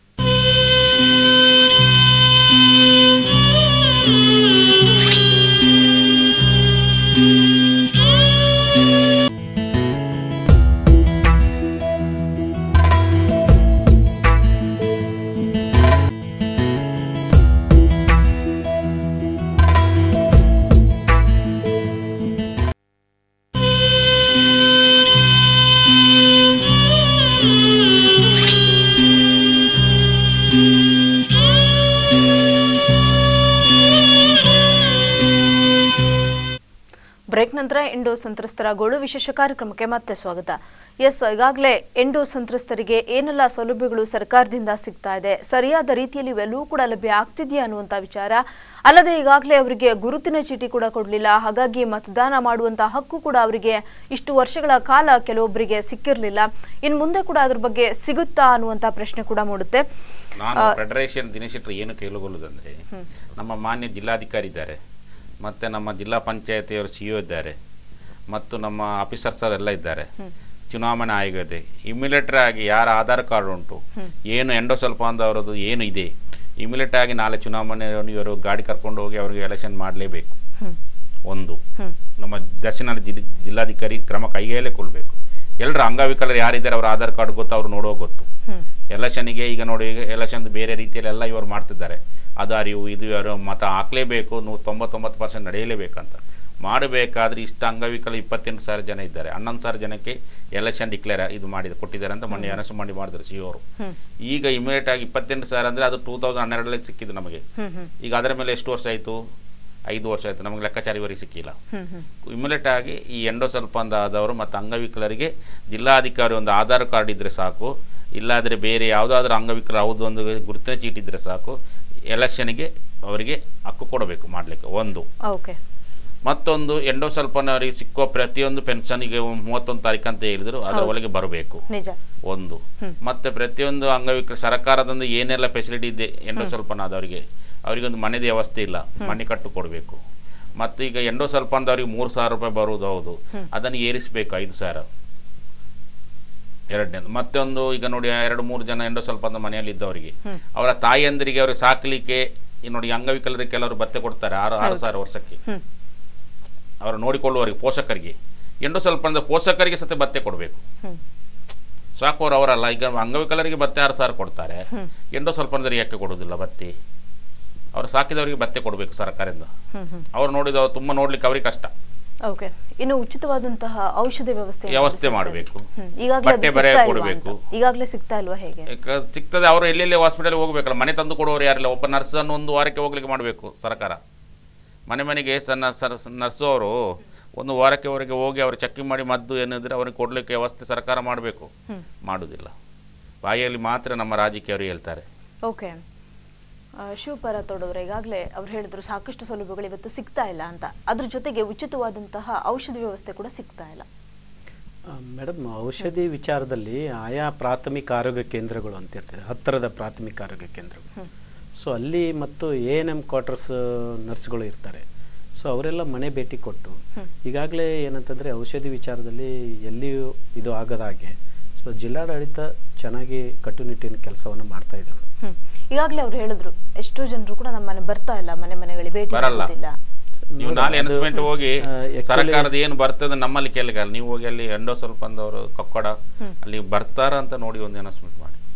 ಬರಲ್ಲ. ಸರಿ, ಇವರು ಹೋಗ್ಲಿ ನೋಡಿ, ಇವರು ನಮ್ಮ ಆಫೀಸರ್ಸ್ ಅಲ್ಲ, ಇವರು ಹೋಗಿ ನಾಳೆ ಯಾರು ಬರೋದಿಲ್ಲ ಅವ್ರ ಮೇಲೆ ಕಟ್ಟ. ರಿಸೋರ್ಸ್ ಪರ್ಸನ್ ಆಗಿ ನಾನು ಏನಂತಂದ್ರೆ ಸೊ ಎಂಟರ್ಡ್ ಎಲ್ಲ ಕಡೆ ಹೋಗಿದ್ದೇನೆ.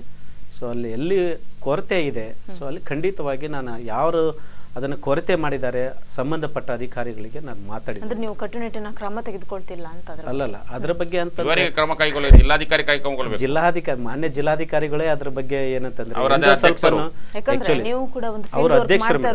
ಹೌದು, ಅವರಿಗೆ ಒಂದು ಗಮನಕ್ಕೆ ತರುವಂತಹ ಪ್ರಯತ್ನ ಖಂಡಿತ ನಾನು ಮಾಡ್ತೇನೆ ಮಾನ್ಯ ಜಿಲ್ಲಾಧಿಕಾರಿ ಜೊತೆ, ಜಿಲ್ಲಾ ವಿಕಲಚೇತನರ ಕಲ್ಯಾಣಾಧಿಕಾರಿಗಳು ಮತ್ತು ಉಪನಿರ್ದೇಶಕರ ಜೊತೆ ಸೇರ್ಕೊಂಡು ಸೊ ಮಾನ್ಯ ಜಿಲ್ಲಾಧಿಕಾರಿಗಳಿಗೆ ಖಂಡಿತ ಅದನ್ನ ಗಮನಕ್ಕೆ ತರ್ತೇವೆ.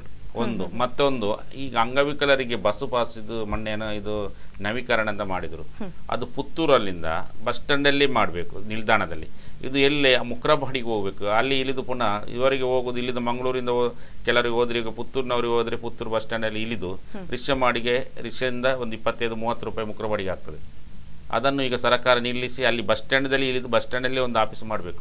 ಈ ಮಕ್ಕಳಿಗೆ ಹೇಗೆ ಬಸ್ ಎಲ್ಲಿ ಕೊಡ್ತಾರೆ ಬಸ್ ಸ್ಟ್ಯಾಂಡಲ್ಲಿ, ಅವರಿಗೆ ಫೆಸಿಲಿಟಿ ಕೊಟ್ಟಿದ್ದಾರೆ. ನಮಗೆ ಅಲ್ಲಿ ಮುಕ್ರಮ್ ಮಾಡಿ ಅಲ್ಲಿಂದ ಎಷ್ಟು ಕಿಲೋಮೀಟರ್ ಉಂಟು? ಎಲ್ಲಿ ಸರ್, ಎಷ್ಟು ಕಿಲೋಮೀಟರ್ ಉಂಟು? 1-1.5 ಕಿಲೋಮೀಟರ್ ಆಗ್ತದೆ ಸಿಟಿಯಿಂದ. ಅಲ್ಲಿಂದ ಪುನಃ ಇಳಿಬೇಕು ಪಾಪ ಅಂಗವಿಕಲರನ್ನು, ಅವರೇ ಹೋಗಬೇಕು. ಅಲ್ಲಿಂದ ಪುನಃ ಅವರನ್ನು ಅಲ್ಲಿ ಕರ್ಕೊಂಡು ಹೋಗ್ಬೇಕು ರಿಕ್ಷಾದಲ್ಲಿ. 20 ರೂಪಾಯಿ ಹೋಗಿ ಎಷ್ಟು, ಒಂದು 30 ರೂಪಾಯಿ ಹೋಗ್ಲಿ, 30 60 ರೂಪಾಯಿ. ಅದೇ ಬಸ್ ಫ್ರೀ, ಪುತ್ತೂರು ಹೋಗೋ ತನಕ ಫ್ರೀ ಮಾಡ್ತಾರೆ, ಅಲ್ಲಿಂದ ಪುನಃ ರಿಕ್ಷಾದಲ್ಲಿ ಅದನ್ನು ಬಸ್ ಸ್ಟ್ಯಾಂಡಲ್ಲಿ ಮಾಡ್ಬೋದಲ್ಲ, ಇಷ್ಟು ದೊಡ್ಡ ಬಸ್ ಸ್ಟ್ಯಾಂಡ್ ಇದೆಲ್ಲ ಪುತ್ತೂರಲ್ಲಿ. ನಿಜ, ಯಾಕೆ ಮಾಡಲಿಲ್ಲ ಬಸ್ ಸ್ಟಾಪಲ್ಲಿ ಇದೀಗ? ಅದು ಆ್ಯಕ್ಚುಲಿ KSRTC ಅವ್ರು ಮಾಡಬೇಕಿತ್ತು ಮೇಡಮ್. ಉಳಿದವರಿಗೆಲ್ಲ ಬಸ್ ಪಾಸ್ಗಳನ್ನು ಏನಂತಂದರೆ ಬಸ್ ಸ್ಟ್ಯಾಂಡಲ್ಲಿ ಕೊಡ್ತಾ ಇದ್ದಾರೆ, ವಿಕಲಚೇತನರಿಗೆ ಅಲ್ಲಿ ಮುಕ್ರಂಪಾಡಿಯಲ್ಲಿ ನಮ್ಮನ್ನು ಭೇದ ಮಾಡ್ತಾರೆ. ಅದು ಕೂಡ ಏನಂತಂದರೆ ಬಂದಿದೆ. ಆ್ಯಕ್ಚುಲಿ KSRTC ಅವರು ಏನಂತಂದರೆ ಸಾರಿಗೆ ಇಲಾಖೆ ಅಧಿಕಾರಿಗಳೇ ಏನಂತಂದರೆ ಸರಳೀಕರಣ ಮಾಡಿದ್ದಾರೆ. ವಿಕಲಚೇತನರಿಗೆ ಯಾವುದೇ ರೀತಿ ತೊಂದರೆ ಆಗಬಾರ್ದು, ಸುಲಭ ರೂಪದಲ್ಲಿ ಸಿಗ್ಬೇಕಂತೇಳಿ ಆದೇಶ ಮಾಡಿದ್ದಾರೆ.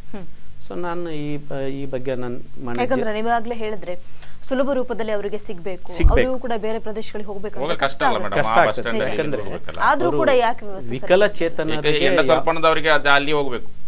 ಹೌದು, ಈ ಬಗ್ಗೆ ಮೇಡಮ್ ನನ್ನ ಅಧಿಕಾರಿಗಳ ಜೊತೆ ನಾನು ಮಾತಾಡ್ಬಿಟ್ಟು KSRTC ಡಿಪೋ ಮ್ಯಾನೇಜರಿಗೆ ಸೊ ಅದನ್ನು ಕೂಡಲೇ ಅದನ್ನು ಏನಂತಂದರೆ ಪತ್ರ ವ್ಯವಹಾರಗಳನ್ನು ಮಾಡಿ ಸೊ ನಾನೇ ಖುದ್ದಾಗಿ ಡಿಪೋ ಮ್ಯಾನೇಜರ್ ಹತ್ರ ಮಾತನಾಡುವಂಥ ವಿಚಾರವನ್ನು ನನಗೆ ಈಗಾಗಲೇ ಅದು ಗಮನಕ್ಕೆ ಬಂದಿದೆ. ವೈಯಕ್ತಿಕವಾಗಿ ನನಗೂ ಫೋನ್ಗಳೂ ಬಂದಿದೆ ಮತ್ತು ಇಲಾಖೆಗೂ ಫೋನ್ ಬಂದಿದೆ. ಸೊ ಅದನ್ನು ಆ್ಯಕ್ಚುಲಿ ಏನಂತಂದರೆ ತುಂಬ ಕಷ್ಟ ಆಗ್ತದೆ ಅವರಿಗೆ ಅಲ್ಲಿ ಹೋಗಲಿಕ್ಕೆ. ಸೊ ಅದ್ರ ಬಗ್ಗೆ ನಾನು ಜಿಲ್ಲಾ ವಿಕಲಚೇತನರ ಕಲ್ಯಾಣಾಧಿಕಾರಿ ಜೊತೆ ಚರ್ಚೆ ಮಾಡಿ ಮತ್ತು KSRTC ಅವರು ನಿಜವಾಗಿ ನಮಗೆ 100% 70% ಆದ ಮೇಲೆ ಅಂಗವಿಕಲರಿಗೆ ಬಸ್ ಪಾಸ್ ಫ್ರೀ ಕೊಡಬೇಕು, ಕೊಡುವುದಿಲ್ಲ.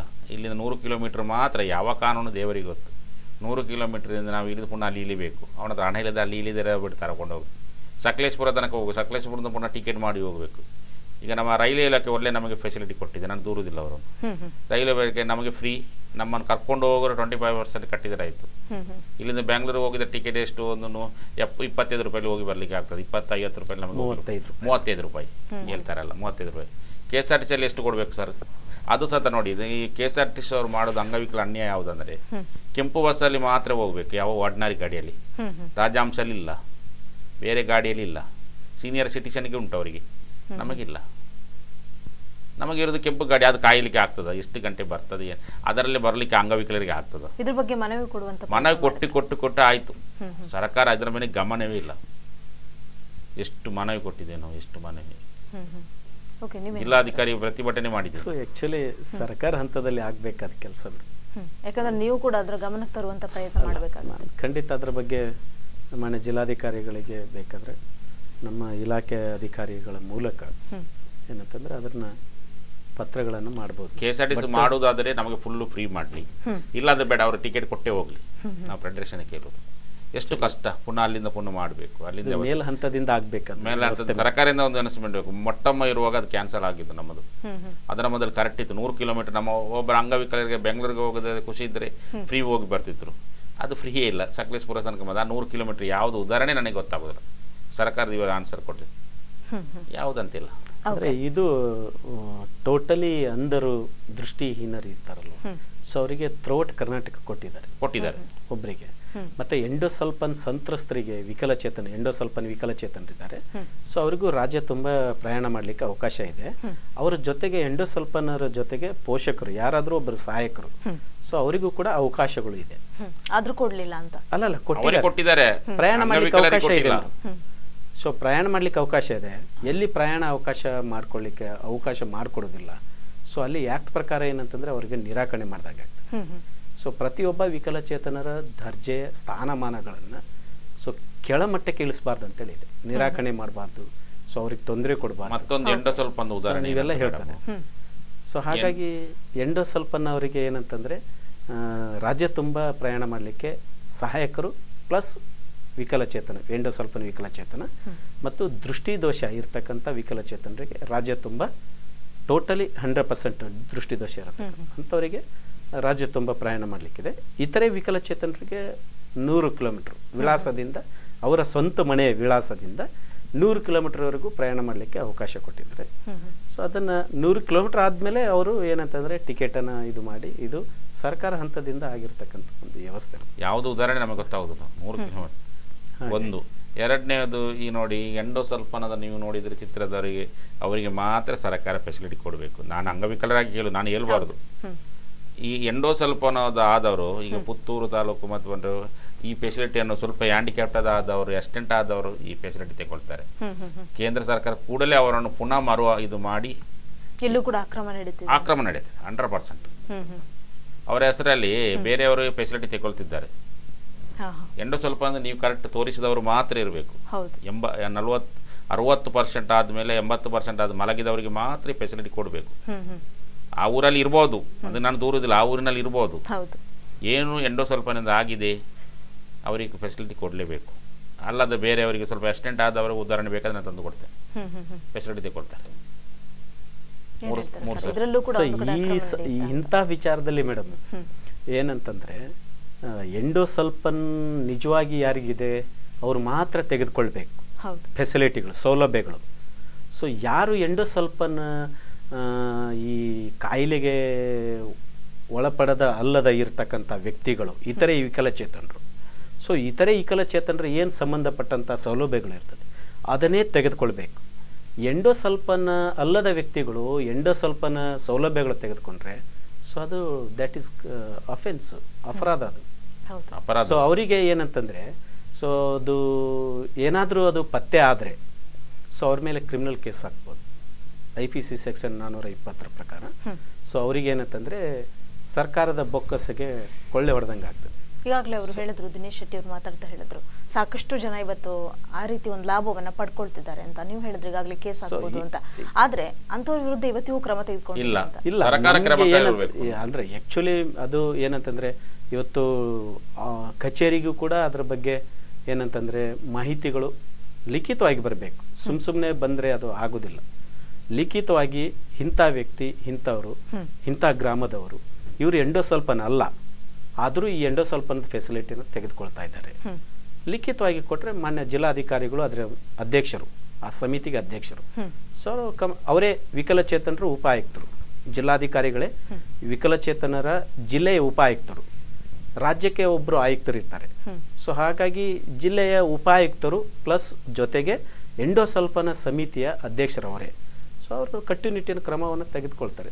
ಖಂಡಿತ ದೂರ ಬಂದ್ರೆ ಸೊ ಯಾರು ಕೂಡ ಏನಂತಂದ್ರೆ ನಾನು ಇಲ್ಲಿ ರಾಥೋಡ್ ಅವರು ಹೇಳಿದ ಖುಷಿ ಆಯ್ತು ನಮಗೆ. ನಾನು ಮುಂದಿನ ಮಾರ್ಚ್ ಒಳಗೆ ನಮಗೆ ಕಂಪ್ಲೀಟ್ ಆಗಿ ಎಂಡೋಸಲ್ಫನ್ ಬರದ ಪೆನ್ಷನ್ ಭತ್ಯೆಯನ್ನು ಕೂಡಲೇ ಮಂಜೂರಾತಿ ಮಾಡಬೇಕು.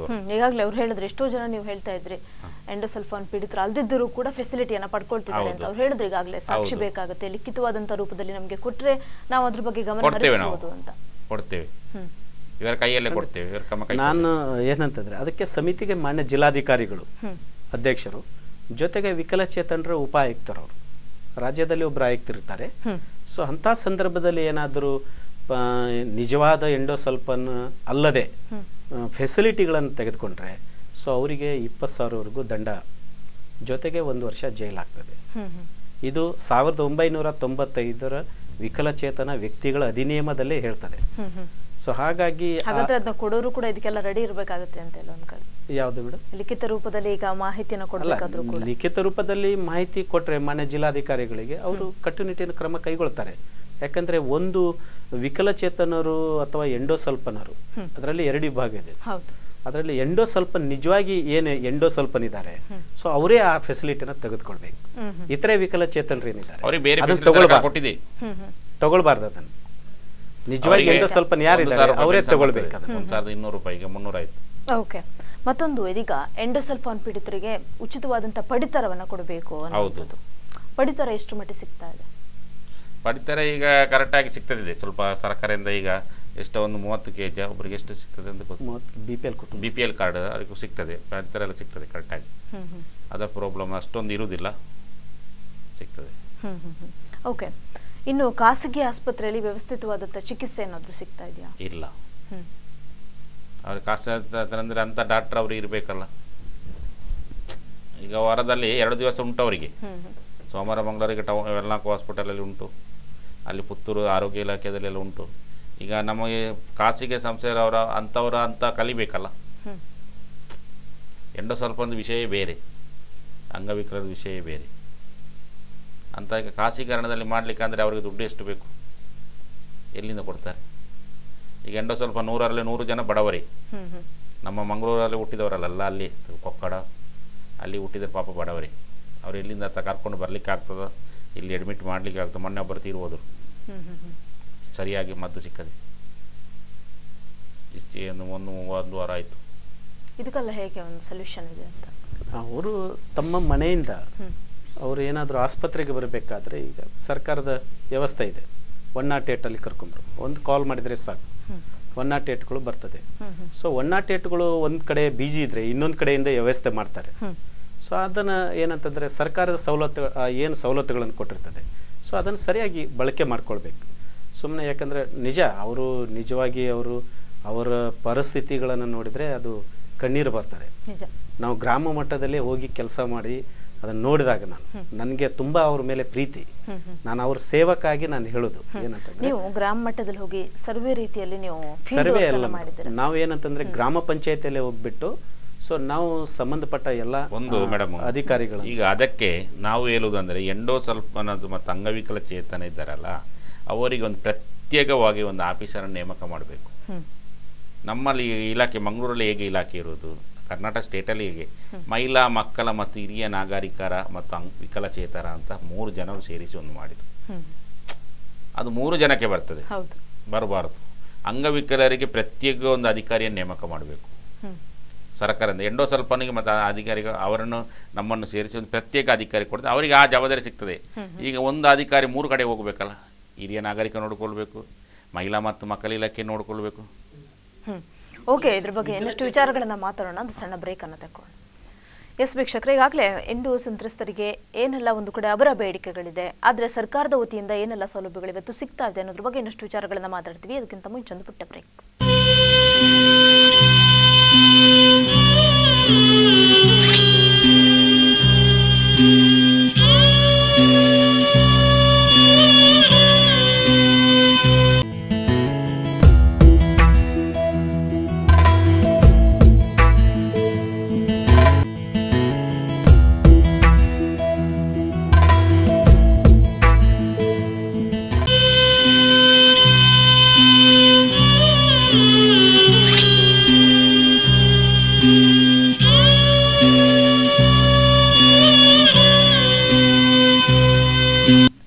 ಬ್ರೇಕ್ ನಂತರ ಎಂಡೋ ಸಂತ್ರಸ್ತರ ಗೋಳು ವಿಶೇಷ ಕಾರ್ಯಕ್ರಮಕ್ಕೆ ಮತ್ತೆ ಸ್ವಾಗತ. ಎಸ್, ಈಗಾಗಲೇ ನಾವು ಸಾಕಷ್ಟು ವಿಚಾರಗಳನ್ನ ಮಾತಾಡಿದ್ವಿ. ಒಂದು ಕಡೆ ಎಂಡೋ ಸಂತ್ರಸ್ತರಿಗೆ ಏನೆಲ್ಲ ಸೌಲಭ್ಯಗಳು ಸಿಗಬೇಕಾಗಿತ್ತು, ಬಟ್ ಯಾವುದೇ ಸೌಲಭ್ಯಗಳು ಇವತ್ತು ಸರಿಯಾದ ರೀತಿಯಲ್ಲಿ ಸಿಗ್ತಾ ಇಲ್ಲ ಅನ್ನುವಂಥ ಮಾತುಗಳು ಈಗಾಗಲೇ ನಾವು ಮಾತಾಡಿದ್ವಿ. ಒಂದು ಕಡೆ ದಿನೇಶ್ ಶೆಟ್ಟಿ ಅವರ ಸಾಕಷ್ಟು ವಿಚಾರಗಳನ್ನ ಮಾತಾಡಿದ್ವಿ. ಅದರಲ್ಲೇ ನೀವು ಹೇಳಿದ್ರಿ ಪ್ರತಿಯೊಂದು ಕಣದಲ್ಲೂ ಕೂಡ ಒಬ್ಬೊಬ್ಬ ಅಧಿಕಾರಿಯ ನೇಮಕ ಮಾಡಿದ್ರೆ ಈ ರೀತಿಯ ಸಮಸ್ಯೆಗಳು ಒಂದು ಕಡೆ ಸೃಷ್ಟಿ ಆಗೋದಿಲ್ಲ, ನಮ್ಮ ಸಮಸ್ಯೆಯನ್ನು ನಾವು ಹೇಳ್ಕೊಳ್ಬಹುದು ಅಂತ. ಹೌದು, ನಮ್ಮ ಈಗ ಕರ್ನಾಟಕ ಸರ್ಕಾರ ಮುಂದೆ ಯಾರು ಬರಲಿ ಅದು ನಮಗೆ ಬೇಡ. ಸರ್ಕಾರ ಒಂದು ಕಾನೂನು, ಒಂದು ಅಂಗವಿಕಲ ನಿಗಮ ಮಂಡಲ ಮಾಡಬೇಕು. ಬೇರೆ ಯಾವ್ದು ಎಲ್ಲದಕ್ಕೆ ನಿಗಮ ಮಂಡಲ ಉಂಟು, ಗೇರು ನಿಗಮ ಮಂಡಲ, ಕೈಗಾರಿಕೆ ನಿಗಮ ಮಂಡಲ, ಅದಕ್ಕೆಲ್ಲ ನಮ್ಮ ಕರ್ನಾಟಕ ಸ್ಟೇಟಲ್ಲಿ ಒಂದು ನಿಗಮ ಮಂಡಲ ಮಾಡಬೇಕಂತ ನಾನು ನಮ್ಮ ಕುಮಾರಣ್ಣ ಅವ್ರ ಹತ್ರ ಮೊನ್ನೆ ಮಾತಾಡಿದ್ವಿ. ಆಯ್ತು ಸರ್, ನಾವು ಬಂದರೆ ಇದು ನಿಮ್ಮ ನಿಗಮ ಮಂಡಳಿ ಮಾಡ್ತೀವಿ. ಒಂದು ನಿಗಮ ಮಂಡಳಿ ಮಾಡಿ ಒಂದು ಅಧಿಕಾರಿಯನ್ನು ನೇಮಿಸಬೇಕು. ಆ ಅಧಿಕಾರಿಯಿಂದ ಪ್ರತಿಯೊಂದು ತಾಲೂಕಲ್ಲಿ ಒಬ್ಬ ಅಧಿಕಾರಿ ಅಂಗವಿಕಲ ನೇಮಿಸಬೇಕು. ಆ ಅಧಿಕಾರಿಯಿಂದ ನೇಮಿಸಿ ತಾಲೂಕಿನಿಂದ ಜಿಲ್ಲಾ ಪಂಚಾಯತ್ ದೊಡ್ಡ ಒಂದು ಅಧಿಕಾರಿ ಇರಬೇಕು. ನಮ್ಮ ಕೆಲಸ ಕಂಪ್ಲೀಟ್ ಆಗ್ತದೆ. ಯಾರು ಇದು ಸಮಸ್ಯೆ ಪರಿಹಾರ ಆಗ್ತದೆ.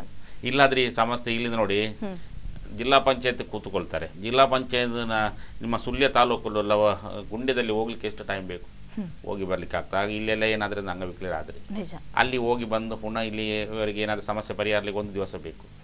ಹೋದ್ರೆ ಆಯ್ತು, ಅವ್ರು ಹೋಗಲ್ಲ. ತಿಂಗಳಿಗೆ ಒಮ್ಮಾದ್ರೆ ಹೋಗುದಿಲ್ಲ, ಹೋಗುದಿಲ್ಲ.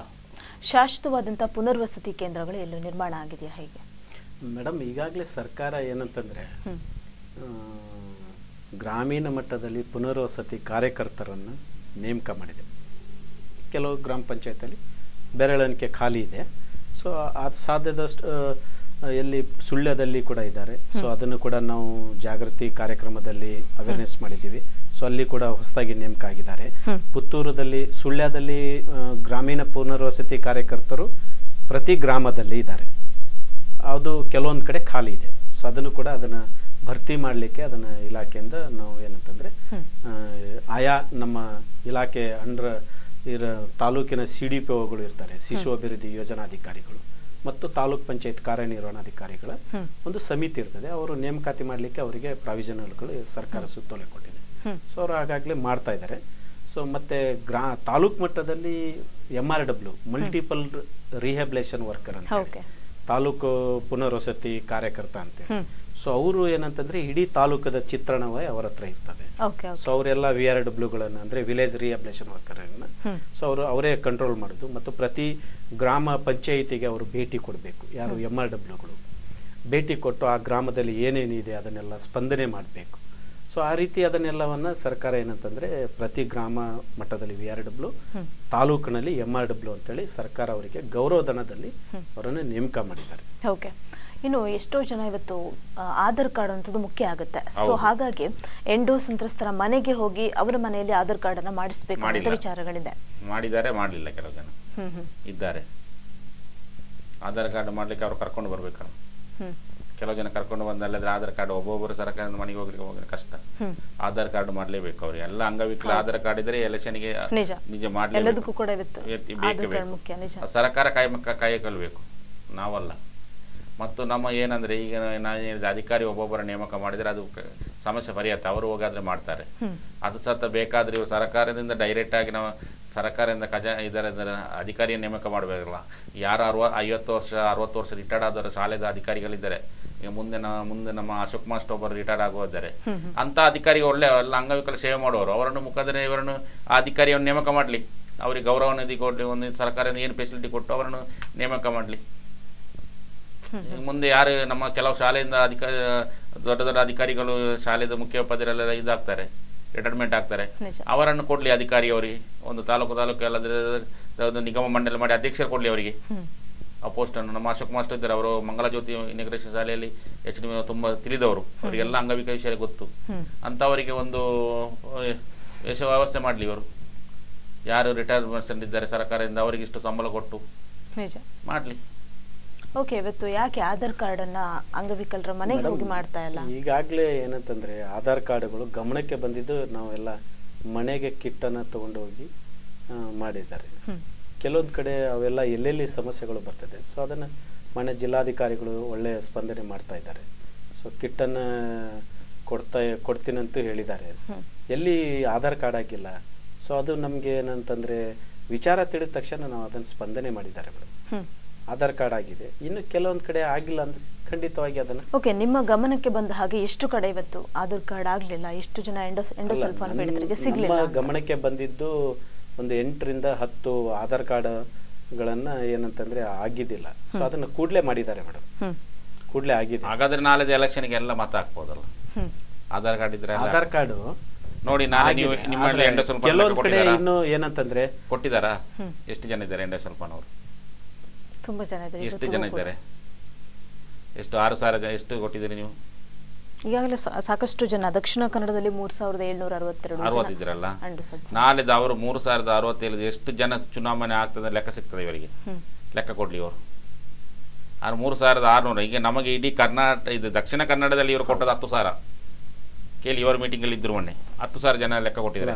ಮಾನ್ಯ ಜಿಲ್ಲಾ ಪಂಚಾಯತಿ ಸಿಒ ಅವರೇ ಅದನ್ನ ಅನೌನ್ಸ್ಮೆಂಟ್ ಮಾಡಿದ್ದಾರೆ. ಇವರಲ್ಲ, ಜಿಲ್ಲಾ ಸಿಒ ಅವರೇ ಅನೌನ್ಸ್ ಮಾಡಿದ್ದಾರೆ. 10,000 ಜನ, 28,000 ಅಲ್ಲ 10 ಜನ. ಹಾಗಾದ್ರೆ 18,000 ಜನ ಎಲ್ಲಿ ಹೋದ್ರು ಅಂಗವಿಕಲರು? ಅಲ್ಲಲ್ಲ, ಅವ್ರದ್ದೆಲ್ಲ ಆಗಿದೆ, ಕೆಲವ್ರದ್ದು ಆಗದವ್ರದ್ದು ಅಲ್ಲಲ್ಲ. ಅವ್ರು ಮೊನ್ನೆ ಹೇಳಿದೇನು, ಎಲೆಕ್ಷನ್ಗೆ ಮತ ಮಾಡೋದು ನಮ್ಮಲ್ಲಿ 10,000 ಅಂಗವಿಕಲರು ಮಾತ್ರ ಅಂತ ಲೆಕ್ಕ ಕೊಟ್ಟದ್ದು, ಮೊನ್ನೆ ಕೊಟ್ಟದ್ದು. ಅಲ್ಲಲ್ಲ, ಅದು ಗುರುತಿನ ಚೀಟಿ ಆಗದ ಇರುವುದು ಆಗಿದೆ. ಈಗ 2011ರಲ್ಲಿ ಕೊಟ್ಟಿದ್ದಾರೆ 28,000 ಚಿಲ್ಲರ ಅಂಗವಿಕಲ ಅಂತ ಕೊಟ್ಟಿದ್ದಾರೆ.